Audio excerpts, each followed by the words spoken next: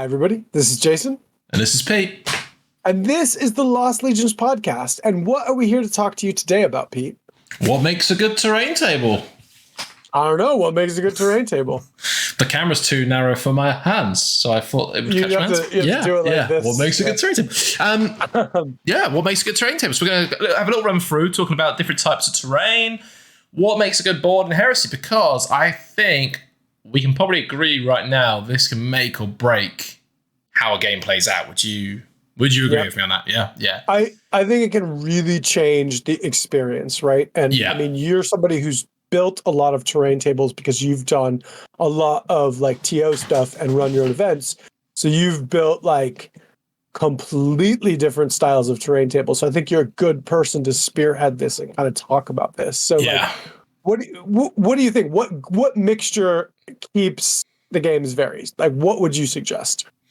So I think you need a bit of everything, and the three main ones really are going to be: you need some line of sight blocking, you need some standard sort of difficult terrain, and we'll come on to a bit more detail about that in a minute, really, and some impassable terrain too. And having all of these three key aspects working together, not too much, not too little, but definitely go closer to too much than too little, would be the right way to go. Works really well. So shall I list through different types of terrain and what they do? Yeah, maybe a little bit. We'll tackle that in a second, but maybe like why do you want varied terrain? Like, what is it? What does it do when you have the terrain that's kind of like not uniform? Yeah, so it varies the gameplay entirely, right? So it stops a game from being a shooting gallery. So for example, if you had a table which was entirely full of low-level crates or like ammunition depots or something like that Marines can shoot over, well, yeah, you've got some soft cover, but everyone can see everything, right? Yeah. Or like building terrain with all windows or something. Yeah, exactly. That's the one I see the most, actually. It's the most common to use the Gothic buildings, isn't it? Yeah, exactly. Yeah. So there's that, right? It just keeps it as a shooting gallery, right? By bringing in some line of sight blocking, so you might have a huge hill or a big like, overturned vehicle, or whatever it is you can use. That'll change the way the game works entirely, right? You'll have ultimately different firing arcs and different avenues of fire that you can close off and like sort of hold, and different key positions sort of come into the game of how you can make the game work for you. Okay. And by adding by adding impassable, you can really bring some other units alive, right? So let's say you've got some jetpack units or some jet bikes or something along those lines. They can fly on top and shoot some guys over the other side, or fly over and assault the other side, and all these sorts of things that you might not be able to do if you just had regular tanks and boots on the ground sort of thing.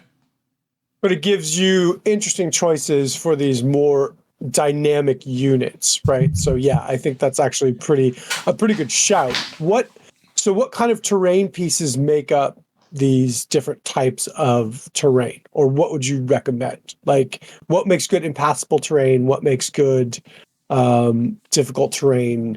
What would you suggest for cover? Yeah, so impassable terrain, which would double up as line of sight blocking terrain. It's quite common. People will say, oh, this is box line of sight because it's like a solid. You've used a old paint can as a big silo or something, right? So you're like, right, that's a fuel or shield silo. Generators on their side, they're round. Yeah, exactly right, whatever. And you go, obviously you can't get on top of it because it's like 10 inches tall or whatever, right? And just a vertical face. So it's unthematic for a Space Marine to just climb up that. Or some big jagged rocks, or volcanoes or smoke plumes, things like that. You're going to suggest impassable more often than not. I've had some people actually, and this is sorry to interject, but I've had some people do something like with like the paint can situation, where people are like, okay, this is impassable unless you have a jump pack, and since it has a flat top, you can land on it, and something like that is fun to declare with your opponent, especially if you guys both have stuff. Or like maybe you say this is impassable, but your recon Marines could start on top of it because they have they've climbed up there before the game started, right? Like, and this is the kind of thing you can agree with your opponent before the game, and I think it can make it a lot more fun and more like dynamic and interesting. Yeah, agreed. Like, that's probably the first thing. That's a very good point, Jay.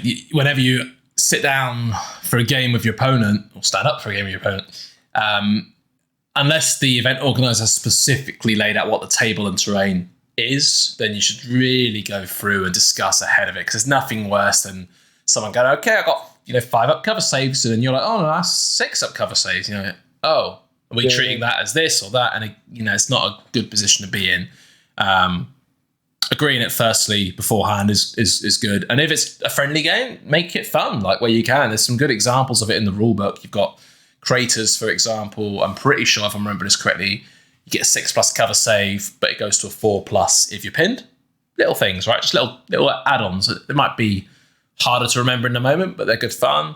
I think there's a shrine type piece of terrain, like a monument, which gives units zealot or fearless or something like that within a certain radius. It adds and there's nothing wrong.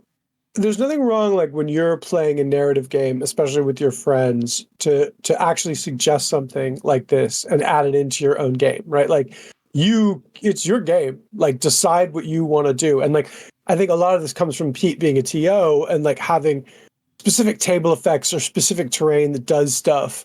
Like, and I think it's natural for you to kind of reach out and do this, but like, don't be afraid if you're playing a game at home, especially, or even in the club with your friends. Yeah. Talk to them about a table effect. Come up with something. Like, it could be fun. Maybe it doesn't work the first time you do it, but maybe the next time you do it, it's going to be really fun. But yeah, like that kind of stuff can just be amazing to kind of like, don't be afraid to throw in your own effects, basically, I guess is what I'm saying. My suggestion from a narrative game. Yeah. And like, yeah, I completely agree with you on that. I think if talking about like building a table, I don't want to go into too much detail here. I don't want this to be a how you build terrain tutorial, because that's not what this is about. But if I was to build a table now, the first thing I would buy would probably be a gaming mat, like a nice mousepad gaming mat. Yeah. And probably a double-sided one. So you can get them from a number of the developers and designers now. So you can have like, I don't know, a desert one side and then woodland the other, right? And you're maximizing the ability from that mat.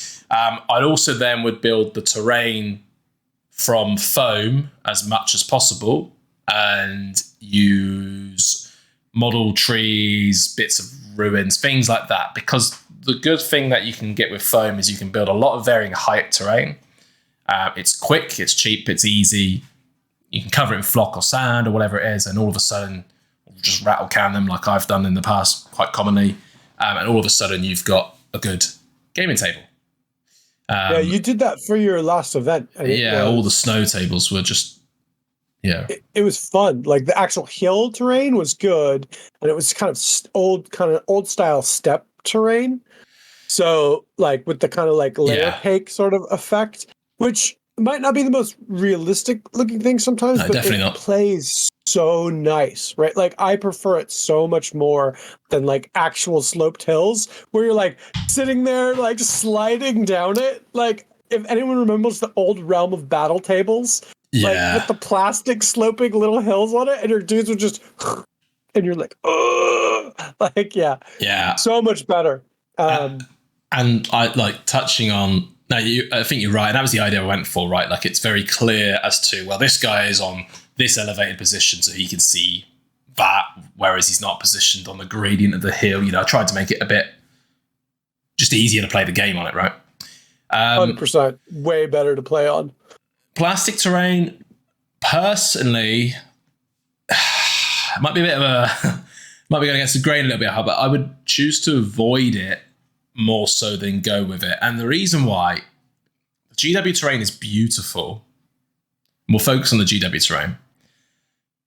But it doesn't necessarily do a lot. So you run into the problems of having, as we sort of said at the beginning of this episode, you have lots of buildings with lots of windows, and you're just drawing line of sight for a lot of different things. It might look really cool, and if you want to go for it, right? But in terms of what it's giving you, like affecting the game and changing the way the game plays, it's giving you very, very little for a lot of cash, right? Whereas, you can spend realistically 10%, 20% of what you'd spend on filling up a 6x4 of plastic terrain on some foam and some model railway trees or whatever, and make the game far more interesting, in my opinion. I'm gonna sort of cut the difference here and say I think that the GW terrain is good and I really like it. There are different ways you can build it, and I think that like you should, but like you said, it is expensive. But I think you should also remember that you shouldn't build it all the way see-through if you have those options. Yeah. But I think what Pete was saying, like about the varied terrain and how you want line of sight blocking terrain, and the GW terrain tends to not be that. So you probably want to mix up your terrain, especially if you do have these GW buildings. I guess that's what I was getting at. Yeah, no, completely agree. And they're great centerpieces, right? You can build some really awesome centerpieces and stuff. I think they're great. But I think creating shooting alleys as opposed to shooting galleries, if that's something, would... No, I see. Exactly what you're saying. Shooting lanes instead of just like wide open because you can see through every window.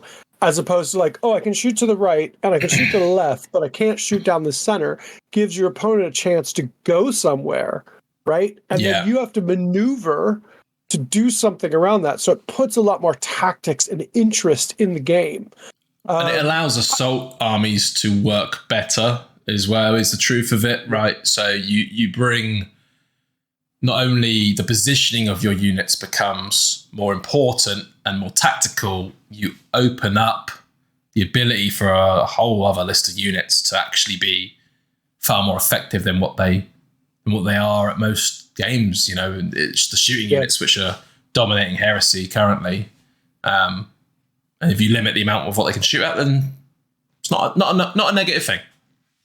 No, I think it's something to kind of keep in mind when you're making your table, you're designing your table. I have a lot of Battlefield in the Box stuff, which I think is better than the GW stuff at actually doing line of sight blocking. Agreed. Still suffers from a lot of windows in the buildings. However, they definitely have angles on them, so you can't shoot out every window. So it's a lot better that way. This is the pre-painted stuff, right? Yes. Yeah. It's a little more expensive though. Like, so I would say it's pretty close to what the GW stuff is price wise, but it's all done. And the terrain is genuinely a little bit better to game on. Sturdier, isn't it? It's like thicker. And it's like cast of, it's like a thick, heavy resin, isn't it? Or something. It's not plastic. It's not like the ABS plastic. It's, there's no cleanup, no painting. I mean, you could choose to paint them, right? But they look perfectly acceptable to put down at your house, right? And they also have some cool obstacles too. Like they have like water pools and slime pools and like fountains and stuff like that. Yeah, really cool. I like them. I actually want to get some more of them for to expand on my ruins table I've got, to add, just get a few more sets of ruins just to buff up the line of sight blocking a bit more, really. Yeah, I mean, but that's what I was kind of saying. Like, if you're going to build GW tables, like, I think a lot of them are just, they have windows everywhere, but some of them you don't have to actually put the windows, or you could board the windows up.